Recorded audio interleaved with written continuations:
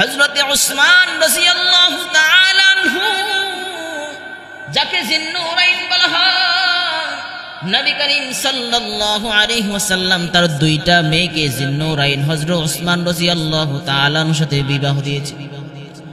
হযরতে উসমান রাদিয়াল্লাহু তাআলা আনহু ছিলেন জান্নাতের সার্টিফিকেট পাওয়া সাহাবী। হযরতে উসমান রাদিয়াল্লাহু তাআলা আনহু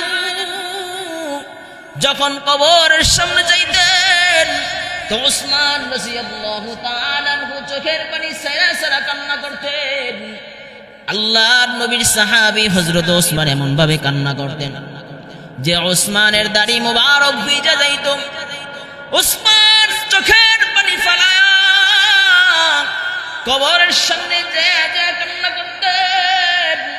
সাহাবায়ে কেরাম জিজ্ঞেস করলেন, উসমান, আপনি তো জান্নাতের সুসংবাদ প্রাপ্ত সাহাবী, আপনার কোনো টেনশন নাই, নবীজি দশজন সাহাবীকে জান্নাতের সুসংবাদ দিয়েছেন, আপনাকেও জান্নাতের সুসংবাদ নবী করিম সাল্লাল্লাহু আলাইহি ওয়াসাল্লাম দিয়েছেন। ওগো উসমান, আপনি কেন কান্না করেন? হযরতে উসমান রাদিয়াল্লাহু তাআলা আনহু বলেন, আমি নবী করিম সাল্লাল্লাহু আলাইহি ওয়াসাল্লামের জবান থেকে শুনছিলাম, আল কবরু রাউযাতুম মির রিয়াদিল জান্নাহ আও হুফরাতুম মিন হুফারিন নার। আল্লাহ নবী সাল্লাল্লাহু আলাইহি ওয়াসাল্লাম বলেছেন, কবরটা কারো জন্য জান্নাতের বাগান সমূহ থেকে একটি বাগান হবে, আবার ওই একই কবর কারো জন্য জাহান্নামের গর্ত থেকে একটি গর্ত হয়ে যাবে। আমি উসমান কবর দেখে এই জন্য কান্না করি, কারণ মানুষের মৃত্যুর পরে প্রথম ঘাঁটি হলো কবর। ওই কবরের হিসাব যদি বান্দার সহজ হয়ে যায়, কবরটা যদি কারো জন্য দুনিয়ার ফুল, কবরটা যদি কারো জন্য জান্নাতের বাগান হয়ে যায়, ওই কবরটা যদি কারো জন্য সহজ হয়ে যায়, তাহলে আল্লাহ তাআলা তার বাকি হিসাবগুলি সহজ করে দিবে। আর ওই কবরটা কারো জন্য যদি জাহান্নামের গর্ত হয়ে যায়, কবরের তিনটা প্রশ্ন করা হবে। ওই তিনটা প্রশ্ন যদি কেউ না দিতে পারে, তাহলে তার জন্য কবরটা বড় ভয়ঙ্কর হয়ে যাবে। আমি উসমানের জন্য কবর দেখা কান্না করি। আমি উসমানের কবর যদি জাহান্নামের গর্ত হয়ে যায়, তাহলে আমি উসমানের কি উপায় হবে? আমি উসমানের কি উপায় হবে? কি উপায় হবে? সে চিন্তায়, সে ভাবনায় আমি উসমান চোখের পানি ফেলায় কান্না করি, সে চিন্তায় কান্না করি। অথচ সাহাবীরা বলে, উসমান কবর দেখলেই পরিমাণে কান্না করেন, জাহান্নামের আলোচনা শুনলেও এই পরিমাণে কান্না করতেন। উসমান বলে, কবরটাই তো মেন। মানুষ দুনিয়ায় থাকে ঠিক, দুনিয়া তার এত সুনাম সুখ্যাতি, এত সম্পদ, এত কিছু, মৃত্যুর পরে তার সম্পদ সুনাম কোনো কাজে আসবে? কথা বলেন, কোনো কাজে আসবে? কোনো কাজে আসবে না। একমাত্র কবরের মধ্যে আমার আপনার পুঁজি হবে নেক আমল, ঠিক কিনা বল? এই দুনিয়াতে আল্লাহ পাঠাইছেন পরীক্ষা দেওয়ার জন্য। পরীক্ষা যদি ভালো রেজাল্ট না করতে পারেন, পরকালে ফলাফল দেওয়ার সময় ধরা খেয়ে যাবেন, ঠিক কিনা বল? সবাই ধরা খেয়ে যাবে। এজন্য দুনিয়ায় আল্লাহ পাঠিয়েছেন নেক আমল সংগ্রহ করার জন্য, নেক আমল সংগ্রহ করার জন্য। এজন্য প্রতিদিন কবর বান্দারের ডাইকা ডাইকা বলেন, আনা বাইতুল গুরবাহ।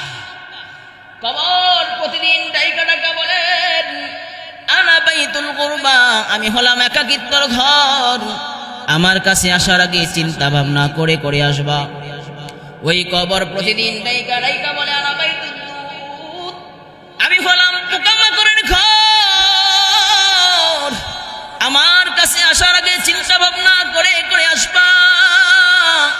কবর প্রতিদিন ডাইকা ডাইকা বলে, আনা বাইতুত তুরাব, আমি হলাম মাটির ঘর, আমার কাছে আসার আগে চিন্তা ভাবনা করে করে আসবা। ওই বান্দা, দুনিয়ায় তুমি তোমার সুনাম সুখ্যাতি নিয়ে চলছো, দুনিয়ায় তুমি যেথায় খুশি সেথায় গিয়েছো, মাটির উপর তোমার দাম্ভিত্ব ভার তুমি দেখাইছো। বান্দা মনে রাখবা, যে মাটির উপর তুমি ছিলা, ওই মাটি যদি নেক আমল ছাড়া যাও, ওই মাটি তোমাকে গ্রাস করে ফেলবে, ওই মাটি তোমাকে শেষ করে ফেলবে। মৃত্যুর পরে এই শরীরটা পচা লাশ হয়ে যাবে, পচে যাবে, হাড় মাংস কিছুই অবশিষ্ট থাকবে না। সবগুলি আল্লাহ মাটি দ্বারা শেষ করে ফেলবে। তাহলে বুঝেন যে আমার আপনার দুনিয়ায় কি মূল্য রইল, কি দাম আছে?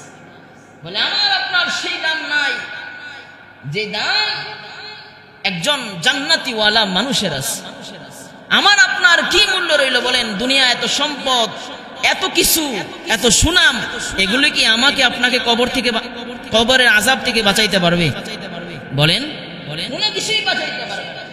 এজন্য কবরের কথা স্মরণ করো প্রতিদিন, প্রতিদিন কবরের কথা স্মরণ করো, প্রতিদিন কবরের কথা স্মরণ করো। সাহাবায়ে কেরাম তো কবর দেখলে চিৎকার করে কাঁদতেন। হ্যাঁ, প্রতিদিন কবরের কথা স্মরণ করো, প্রতিদিন স্মরণ করো। এখন আমরা তো কেউ মরলে কবরে যায়, কবরস্থানে যায়, বাবা মা ভাই বোন আত্মীয় স্বজন কেউ মরলে জানাজার সাথে একটু কবরস্থানে যাই, নচেত সারা বছরে সারা জিন্দিগিতে কবরের সামনে যাওয়া হয় না। ঠিক কিনা বল? কবরস্থানে যাওয়া হয় না। কবর দেখলে অন্তর নরম হয়। কি হয় বলেন? অন্তর নরম হয়। মাঝে মাঝে কবরে যেয়ে ঘুরবেন, পারবেন তো ইনশাআল্লাহ? মাঝে মাঝে কবর যেয়ে রাম দিয়ে আসবেন, মা বাবার কবর জিয়ারত করে আসবেন। কবরস্থানে যারা মৃত্যুবরণ করছে এদের কবরটা জিয়ারত করে আসবেন, কারণ মৃত্যুর পরে তার নেক আমলের দরজা বন্ধ হয়ে যায়। শুধুমাত্র সদকায়ে জারিয়া যেটা, এটা বাকি থাকে, সদকায়ে জারিয়া। আর যদি নেককার সন্তান থাকে, ওই নেককার সন্তানের উসিলায় দোয়া কবরে যায়। নেককার সন্তান নামাজ পড়লে, কোরআন তেলাওয়াত করলে, বাবা মার জন্য দোয়া করলে আল্লাহ সরাসরি কবরের মধ্যে পৌঁছায়। সুবহানাল্লাহ। এজন্য নেককার সন্তান বানায় দেন। আমরা দুনিয়া শিখানোর পিছনে যেমন ভাবে লাগি, কোরআন, নামাজ, দিনদারিত্ব শিখার পিছনে এর বিন্দু পরিমাণও খবর থাকে না। ঠিক কিনা? এর বিন্দু পরিমাণও খবর থাকে না। আমরা তো মনে করি দুনিয়ার ডিগ্রিদারি অর্জন করাইতে পারলেই মনে হয় সাকসেসফুল, তাই না? দুনিয়ার ডিগ্রিদারি অর্জন করাইতে পারলেই মনে করি আমরা সাকসেস হয়ে গেছি, কিন্তু না, বাস্তবে কিন্তু এটা নয়। দুনিয়াদারি এটা দুনিয়ায় থেকে যাবে, মৃত্যুর পরে কোনো কাজে আসবে?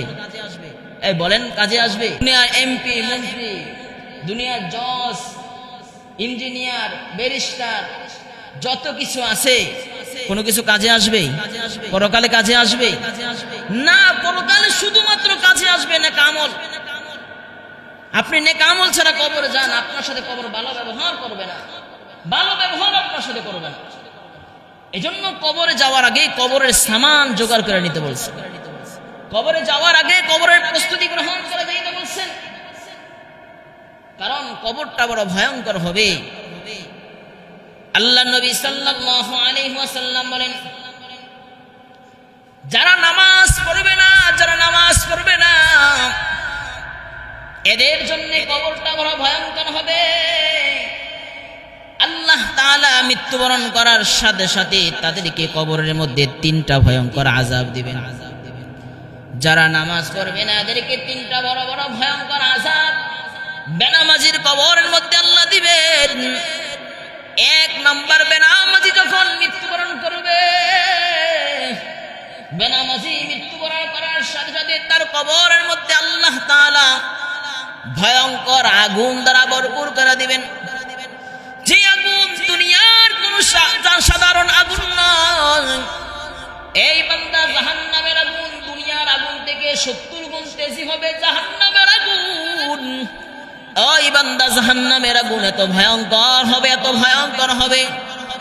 দুনিয়ার সাধারণ আগুন যদি কারো শরীরের মধ্যে লাগে তো শরীর জ্বলসে যায়। দুনিয়ার আগুন শরীরের মধ্যে লাগলে মানুষ মৃত্যুবরণ করে। দুনিয়ার আগুন থেকে 70 গুণ তেজি হবে জাহান্নামের আগুন। ওই জাহান্নামের আগুনকে যখন জাহান্নামীদেরকে রাখা হবে, আল্লাহ তাআলা কোরআনের মধ্যে বলেন, জাহান্নামীদেরকে জাহান্নামে রাখার পর, জাহান্নামীদেরকে জাহান্নামে রাখার পর আগুনের তেজ এত প্রখর হয়ে যাবে, এত তেজ হবে যে জাহান্নামীরা নিচ থেকে উপরের দিকে উঠতে থাকবে, নিচ থেকে উপরের দিকে উঠতে থাকবে। এদেরকে নিচে ফেলাইবে, আগুনের তেজেরা আগুনের সাথে উপরে উঠে যায়। নাউজুবিল্লাহ বলেন। এত ভয়ঙ্কর জাহান্নামের আগুন হবে। আল্লাহ নবী সাল্লাল্লাহু আলাইহি ওয়াসাল্লাম বলেন, বেনামাজির কবরের মধ্যে আল্লাহ তাআলা 2 নম্বর যে আযাবটা দিবেন, ওই বেনামাজির কবরটা আল্লাহ এত সংকীর্ণ করবে যে মাটি, দুই পাশের মাটি বেনামাজিকে এত জোরে চাপ দিবে যে এক পাজরের হাড় অপর পাজরে চলে যাবে, ডান পাজরের হাড় বাম পাজরে চলে যাবে, বাম পাজরের হাড় ডান পাজরে চলে যাবে। বেনামাজির অবস্থাটা এমন হয়ে যাবে, আল্লাহ তাআলা তার কবরটারে সংকীর্ণ করে দিবেন। আল্লাহ তাআলা 3 নম্বর আযাব বেনামাজিকে দিবেন। ওই বেনামাজির কবরের মধ্যে আল্লাহ তাআলা এত ভয়ঙ্কর বিষধর একটা সাপ দিয়া দিবেন, যে ভয়ঙ্কর বিষধর সাপ ওই বান্দাকে ধ্বংসন করবে। আল্লাহর নবী সাপের বর্ণনা দেয়, সাপটা কেমন হবে? বলে সাপের চোখ হবে আগুনের চক্ষু, ওই সাপের নখ হবে লোহার নখ, ওই নখের দৈর্ঘ্য কত বড় জানো? আল্লাহর নবী সাল্লাল্লাহু আলাইহি ওয়াসাল্লাম বলেন, একজন সুস্থ সবল মানুষ যদি একদিন লাগায়া হাইটা যতটুক পথ অতিক্রম করে, একটা সাপের নখ হবে ততটুক পরিমাণ একটা সাপের নখ হবে। আর আল্লাহর নবী বলেন, যদি সাপটা বান্দাকে দংশন করে, দংশন করার সাথে সাথে 7 তবক 7 জমিনের নিচে সেই বান্দা ঢুকে যাবে। বলেন নাউজুবিল্লাহ। কত ভয়ঙ্কর আযাব হবে, কত ভয়ঙ্কর আযাব। এজন্য মৃত্যুবরণ করতে হবে আমাকে আপনাকে সকলকে, এতে কোনো সন্দেহ নাই। সবাইকে মৃত্যুর স্বাদ আস্বাদন করতে হবে। এজন্য মৃত্যুর জন্য প্রস্তুতি গ্রহণ করা দরকার আছে না? সবাই বলেন অবশ্যই মৃত্যুর প্রস্তুতি গ্রহণ করার জন্য মৃত্যুর প্রস্তুতি গ্রহণ করা দরকার আছে। কবি বলেন, মরণ থেকে যতই পালাও, মরণ থেকে যতই পালাও, মরণ তোমায় লইবে ঘিরি, যদিও শুধুর আকাশ প্রাণে পালাও, সেথায় লাগিয়ে সিঁড়ি। নদী পথে নৌকা চালাও, নদী পথে নৌকা চালাও, কের মাঝি ভাই, বেলা ডুবার আগে আমি ওপার যেতে চাই। ডুবে গেলে বেলা যে আর ওঠে না, ভেঙে গেলে মেলা যে আর জমে না। এই জিন্দেগি হায়াত থাকতে বান্দা তুমি কবরের জন্য প্রস্তুতি গ্রহণ করো। মৃত্যুবরণ করার পর আর কোনো লাভ হবে না।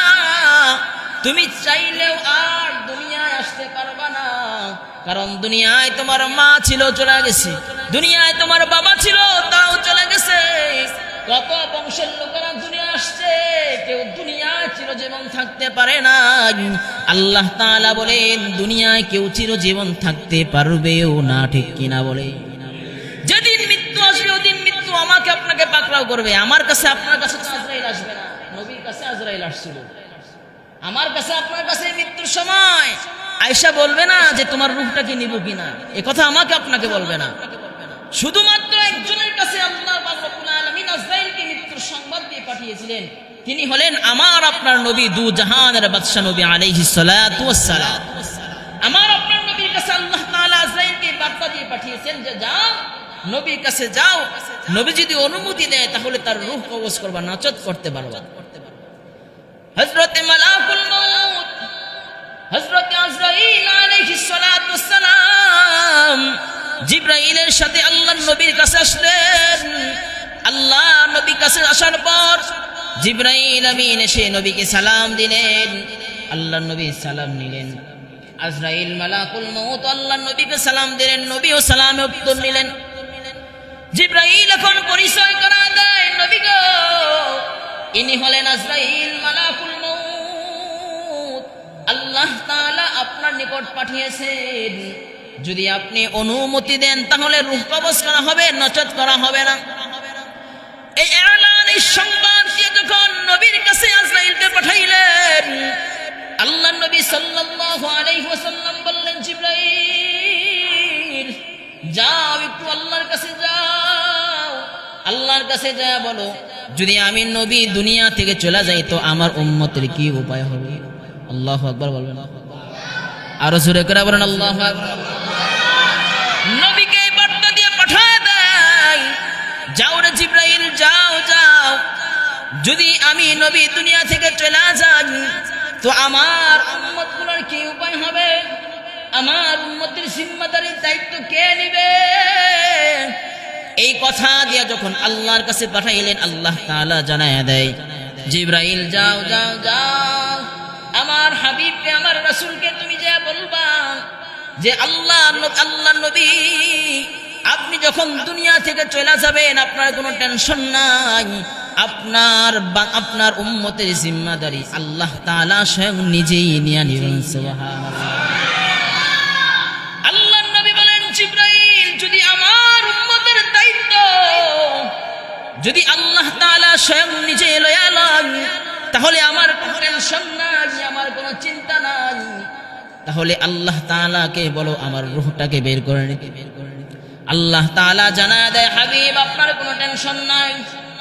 আপনার উম্মত যদি কখনো গুনাহের মধ্যে চলে যান, আপনার উম্মত যদি কখনো বিপদে চলে যান, কখনো যদি গুমরাহ হয়ে যান, কখনো যদি পথভ্রষ্ট হয়ে যান, ওই আপনার উম্মতটা যদি আমি আল্লাহ নিকট চোখের পানি ফেলায়া একবার কান্না করে বলে আল্লাহ আমার জিন্দেগীর সবগুলি গুনাহ মাফ করে দেন, ওই বান্দা যদি একবার আল্লাহর কাছে তাওবা নসুহা করে মৃত্যুর আগে একবার আল্লাহকে আল্লাহ বলে ডাক দেন, তাহলে আল্লাহ পাক রব্বুল আলামিন বলেন আমি আমার বান্দার সবগুলি জিন্দেগীর গুনাহ মাফ করে দেব। আমার বান্দার জিন্দেগীর গুনাহগুলিকে মাফ করে আমি আল্লাহ তার জান্নাতের বাসিন্দা করে দেব। বলেন সুবহানাল্লাহ। তার মানে বোঝা যায় এরপরে আল্লাহ নবী সাল্লাল্লাহু আলাইহি ওয়াসাল্লামের রূহটা কবজ হয়ে গেল। অতএব নবী করিম সাল্লাল্লাহু আলাইহি ওয়াসাল্লাম মৃত্যুর সময় উম্মতের জন্য কাইরা গেছেন, মৃত্যুর সময় উম্মতের ফিকির করা গেছেন, আর বলে গেছেন উম্মতের কি উপায় হবে। অতএব প্রত্যেকটা মানুষের মৃত্যুবরণ করতে হবে, এটাই সত্য কথা। বলেন ঠিক কি? দুনিয়ার সবচেয়ে দামি মানুষের মৃত্যু হয়েছে দামি একটা জায়গা, সেটা হলো মদিনা। মদিনা হলো সবচেয়ে দামি জায়গা, সবচেয়ে উর্বর জায়গা, যে জায়গায় মৃত্যুবরণ করলে রাসূলের সাথে শোয়া যায়। সুবহানাল্লাহ বলেন। এজন্য জীবনের তামান্না অন্তরে ধারণ করবেন আল্লাহ মৃত্যুটা আপনি দিয়েন মদিনায়। হযরত ঈসা আলাইহিস সালাতু ওয়াস সালাম দোয়া করছেন আল্লাহ ভালো জায়গায় মৃত্যু দিন, ভালোভাবে মৃত্যু দিন। আল্লাহ কবুল করে আনিছেন।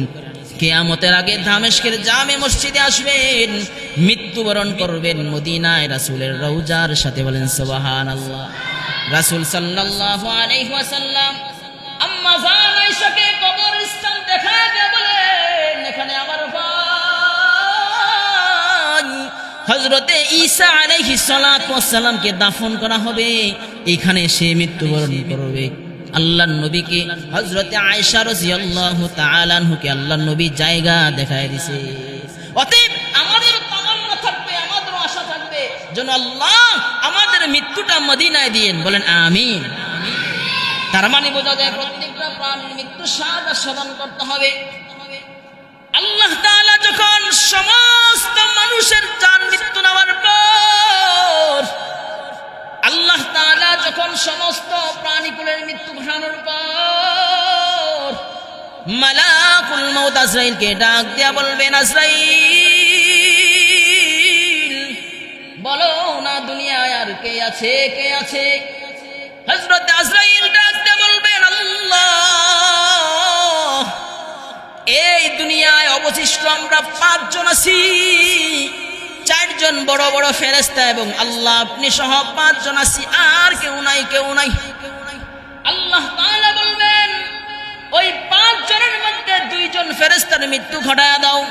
হযরতে মিকাইল আর ইসরাফিলের রূহ যখন নিয়ে নিবেন, আল্লাহ ডাক দিয়ে বলবেন আজরাইল বলো না আর কে জীবিত আছে, আর কে জীবিত আছে? আল্লাহ তাআলাকে যখন এই কথা বলবেন, আল্লাহ তাআলা বলবেন আল্লাহ মাত্র 3 জন মানুষ জীবিত আছে, আর কেউ নাই। বলে কে কে? বলে হযরতে জিবরাইল, ফেরেশতাদের সর্দার জিবরাইল আর আজরাইল আর আল্লাহ, আপনি 3 জন জীবিত আছে। আল্লাহ তাআলা বলেন জিবরাইলের মৃত্যু ঘটায়া দাও। জিবরাইলের রূহ বের করার পর আল্লাহ জিজ্ঞেস করবে আজরাইল বলো না আর কে আছে, কে আছে? আল্লাহ তাআলা কে বলবেন আল্লাহ এই পৃথিবীর বুকে দুনিয়ায় একমাত্র আমি আছি আর আপনি আছেন, আর কেউ নাই। আল্লাহ বলবে আজরাইল তুমি তোমার রূহটা বের করে নাও। আজরাইল মালাকুল মউত বলবে আল্লাহ যদি জানতাম যে রূহ বের করা মৃত্যুর যন্ত্রণা এত ভয়ঙ্কর, এত কষ্ট, তাহলে এই দায়িত্ব আমিও নিতাম না, আমিও নিতে অস্বীকার করতাম। এই দায়িত্ব আমিও নিতাম না, কারণ মৃত্যু অনেক ভয়ঙ্কর। আজরাইল একটা চিৎকার মেরে তার মৃত্যু পাঠায় ফেলবে। আল্লাহ তাআলা সেদিন ঘোষণা দিয়ে বলবেন, লিমানিল মুলকুল ইয়াউম লিল্লাহিল ওয়াহিদিল কাহ্হার। আজকে রাজত্বের মালিক কে? আল্লাহ তাআলা সেদিন বলবে, দুনিয়ার রাজা বাদশারা, ও দুনিয়ার রাজা বাদশারা, ক্ষমতা পেয়েছো, রাজত্ব পেয়েছিলা, দুনিয়ায় ক্ষমতা পায়া, রাজত্ব পায়া নিজের বল দেখাইছো, নিজের ক্ষমতার বাহাদুরি দেখাইছো। আমি আল্লাহ কিছুই বলি না, আজকে আর ক্ষমতা চলবে না, আমি আল্লাহর রাজত্বই চলবে। বলেন সুবহানাল্লাহ। আমি আল্লাহর রাজত্বই চলবে, আর কারো রাজত্ব চলবে না। অতএব বোঝা যায় আল্লাহ তাআলা ব্যতীত পৃথিবীর যত মাখলুক আছে, যত প্রাণীকুল আছে, যত সৃষ্টিকুল আছে, সকলের মৃত্যুবরণ করতে হবে। ঠিক কিনা বলে? সকলের মৃত্যুবরণ করতে হবে। এজন্য মুহতারাম হাজরিন, আসুন আমরা মৃত্যুর আগে মৃত্যুর প্রস্তুতি গ্রহণ করি। কিভাবে মৃত্যুর প্রস্তুতি গ্রহণ করব? বলে মৃত্যুর প্রস্তুতি গ্রহণ করার জন্য আমাদেরকে বেশি থেকে বেশি পরিমাণে নেক আমল করতে হবে। পারবো না ইনশাআল্লাহ? আল্লাহ পাক আমাদেরকে জান্নাতের সামান জোগাড় করে জান্নাতি বানিয়ে আল্লাহ তাআলা আমাদের মৃত্যু ঘটান। সকলে জবান খুলে বলুন আমিন। ওয়া আখিরু দাওয়ানা আনিল হামদুলিল্লাহি রাব্বিল আলামিন। যারা 4 রাকাত ক্বাবলা জুমা